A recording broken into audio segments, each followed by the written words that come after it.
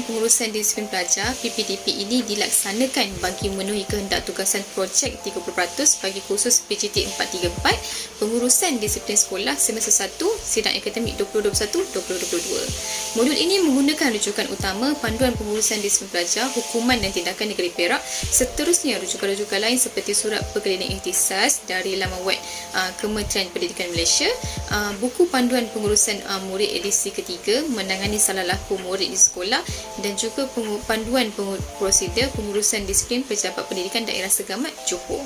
Modul ini diharapkan dapat memberi pendedahan panduan pengurusan disiplin kepada pelajar PJT 434, bakal guru dan guru-guru sekolah. Modul ini juga diharapkan dapat dijadikan sebagai buah tangan buat pelajar-pelajar PJT 434 bagi semester 1 sidang akademik 2021-2022 dan memberi manfaat kepada semua.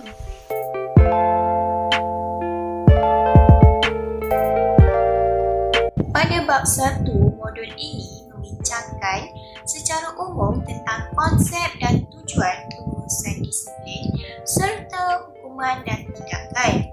Berdasarkan Kamus Dewan 2019, disiplin dapat ditakrifkan sebagai latihan pemikiran dan kelakuan supaya dapat mengawal diri sendiri dan patuh kepada tata tertib peraturan yang ditetapkan bagi melatih seseorang supaya berkelakuan baik, kepatuhan kepada peraturan yang ditetapkan, dan hukuman atau denda kerana melanggar peraturan yang ditetapkan.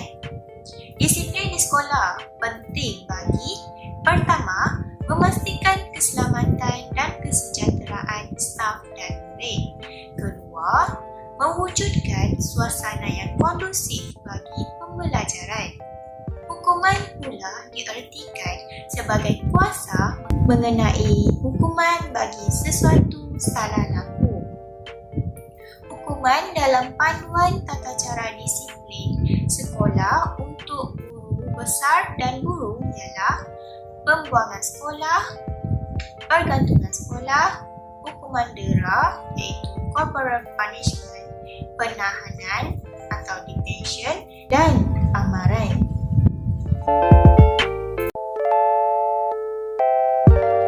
Pada bab 2, modul ini membincangkan secara umum mengenai dasar. Terdapat dua tujuan penyataan dasar ini dilaksanakan, iaitu yang pertama, menanam kesedaran tentang betul dan salah ke dalam diri murid, menghalang dan mengelakkan dari berkelakuan yang tidak dikehendaki, serta diikuti dengan cara larangan berkelakuan demikian bersama dengan cara mengenakan hukuman sekiranya larangan itu tidak dipatuhi. Yang kedua, menentukan kelicinan proses pengajaran dan pembelajaran di sekolah serta dapat mewujudkan iklim sekolah yang kondusif. Modul ini juga menerangkan mengenai pelaksanaan peraturan-peraturan pelajaran disiplin sekolah 1959 yang dilaksanakan dengan berpandukan kepada yang pertama, buku panduan tata cara disiplin sekolah untuk guru besar dan guru. Yang kedua, surat perkeliling ikhtisas yang dikeluarkan dari masa ke semasa, dan yang ketiga, peraturan-peraturan disiplin yang digubal di peringkat sekolah.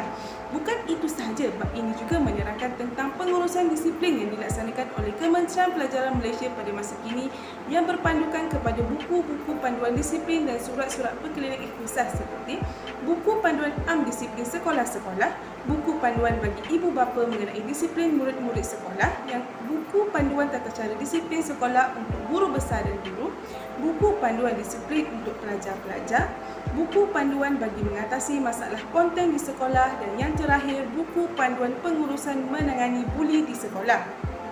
Bab ini juga menunjukkan juga antara surat-surat perkeliling ikhtisas Kementerian Pelajaran Malaysia yang berkaitan dengan pengurusan disiplin.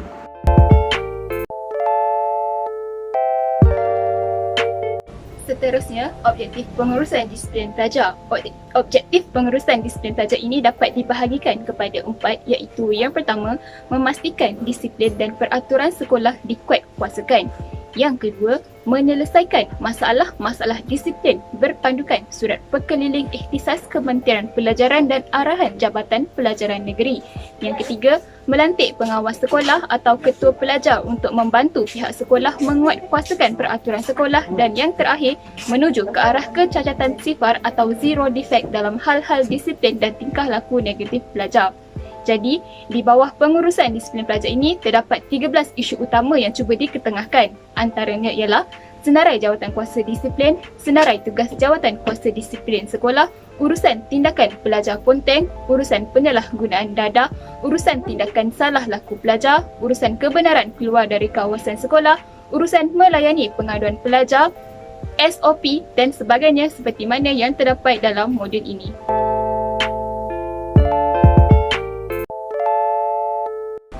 Saya akan membincangkan modul ini pada bahagian bab 4 iaitu pengurusan keselamatan dan kesihatan pelajar. Pada bahagian bab 4, modul ini membincangkan 5 perkara utama yang berkaitan dengan pengurusan keselamatan dan kesihatan pelajar. Yang pertama sekali adalah tindakan ketika berlakunya kebakaran. Yang kedua, urusan rawatan dan kesihatan pelajar. Yang ketiga, penyediaan kebersihan bilik rawatan dan alatan ataupun ubat-ubatan. Yang keempat adalah pengurusan kebersihan dan keceriaan. Yang kelima adalah urusan menerima pelawat. Ianya menceritakan bagaimana proses kerja yang perlu dilakukan semasa berada di sesuatu situasi. Modul ini juga menceritakan carta alih setiap kejadian dan senarai semak bagi mengelakkan berlakunya kecuaian yang membabitkan keselamatan dan kesihatan pelajar. Sebagai contohnya adalah apabila berlakunya kebakaran di sekolah. Pihak sekolah iaitu guru ataupun pengetua haruslah melakukan beberapa proses kerja seperti pertama sekali adalah membunyikan loceng kebakaran, menelefon bomba ataupun penyelamat terdekat, mengarahkan warga sekolah untuk mengosongkan bangunan dan berkumpul di stesen yang telah ditetapkan dan lain-lain lagi langkah yang penting. Contoh kedua pula adalah ketika menguruskan rawatan dan kesihatan pelajar. Pada peringkat awal adalah dengan menubuhkan jawatan kuasa rawatan dan kesihatan, menjadualkan waktu bertugas di bilik rawatan. Guru juga perlu merujuk pelajar yang kurang sihat kepada guru yang bertugas di bilik rawatan. Kemudian, pelajar harus mengisi borang serta mencatat masalah kesihatan dan guru yang bertugas perlu membuat pemeriksaan mudah dan seterusnya. Hal ini akan terkandung di dalam bab 4 yang akan lebih lagi dihuraikan dengan lebih lanjut lagi.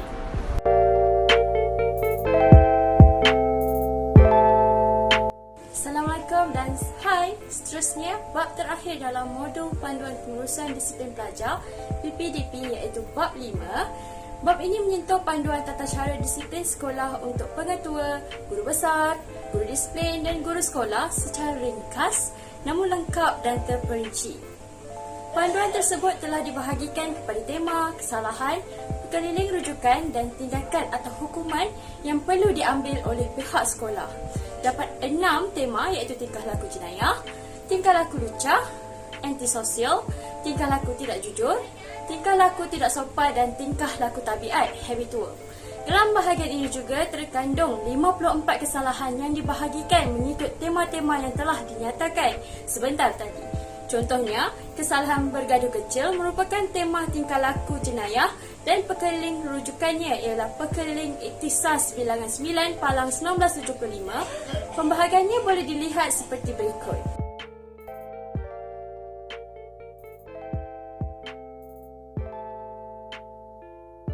Hukuman dan tindakan yang diberikan ialah nasihat, pengakuan bertulis, amaran dan seterusnya dipaksa meminta maaf atau berdamai.